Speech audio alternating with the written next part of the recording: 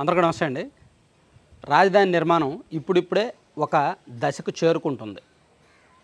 దాదాపుగా మొన్న నరేంద్ర మోదీ గారు వచ్చినప్పుడు ఒక 2 వారాల కింద నరేంద్ర మోదీ గారు వచ్చి దాదాపుగా 49,000 కోట్ల విలువైన పనులకు శంకుస్థాపన చేశారు ఆయన. మొత్తం మీద 62,000 కోట్ల విలువైన పనులు 3 ఏళ్లలో పూర్తి చేస్తామని మంత్రి నారాయణ గారు చాలా సందర్భాల్లో చెప్పుకొచ్చారు. దానికి తగ్గట్టు టెండర్లు కూడా పూర్తయ్యాయి. ఓవరాల్గా చూసుకుంటే 1,09,000 కోట్ల విలువైన పనులు చేయాల్సి ఉంది. వాటిని పూర్తి చేస్తాము దశల వారీగా నారాయణ గారు చెప్తున్నారు. సో మనకి 2027, 2028 నాటికి రాజధాని పనులు ఒక కొలిక్కి వస్తాయి. అందులో ఏమాత్రం సందేహం లేదు.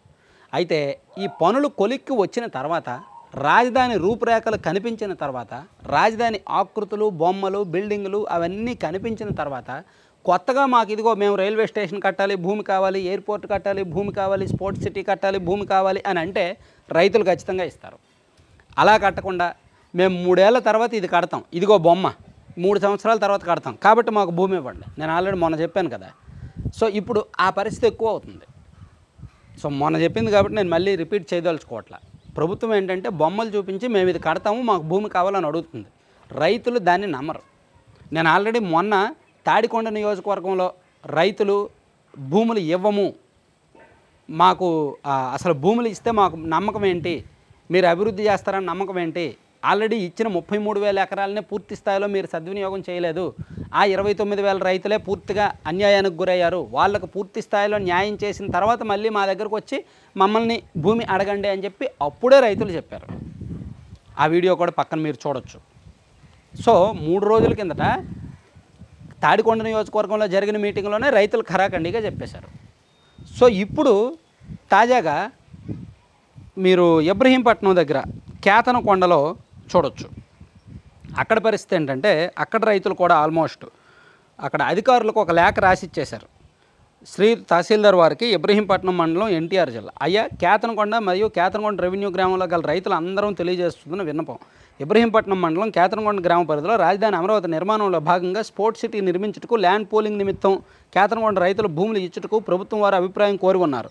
కానీ కేతనకొండ గ్రామ రైతులు అందరం సదరు భూములపైన మా జీవనోపాధి జరుగుతున్నది మరియు మా ప్రాంతంలో ఇప్పటికే చిన్న పరిశ్రమలు, రియల్ ఎస్టేట్ వెంచర్లు, స్టోన్ క్రషర్లు ఉండడంతో చాలా వ్యవసాయ భూమిని కోల్పోయి ఉన్నాం.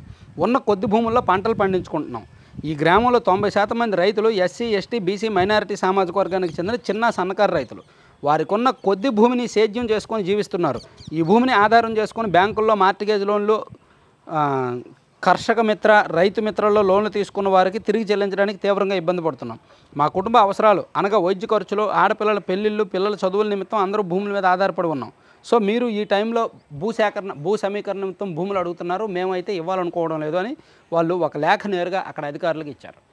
2 రోజుల కిందటేమో తాడికొండ నియోజకవర్గంలో రైతులేమో ఇంతకుముందు భూములు ఇచ్చిన రైతులకు న్యాయం చేసి మమ్మల్ని భూములు అడగండి అని చెప్పారు.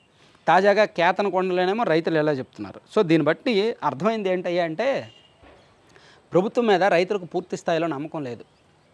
ప్రభుత్వం ఏం చేయాలంటే తీసుకున్న భూములకు జవాబుదారీగా ఉండాలి. ఆల్రెడీ ప్రభుత్వం ఎక్కడెక్కడైతే భూములు చేసిందో, ల్యాండ్ పూలింగ్ చేసిందో గతంలో, సో అక్కడ పూర్తిగా జవాబుదారీగా ఉండి పూర్తి స్థాయిలో అభివృద్ధి జరిగి ల్యాండ్ డెవలప్మెంట్ జరిగి ఆ డెవలప్మెంట్ అయిన ప్లాట్లు రైతులకు ఇచ్చేస్తే అప్పుడు మిగిలిన వాళ్ళకి కొత్తగా భూములు అడిగితే ఇస్తారు. కానీ ఈలోగా బొమ్మలు చూపించి మాటలు చెప్పి అడిగితే మాత్రం ఇవ్వరు.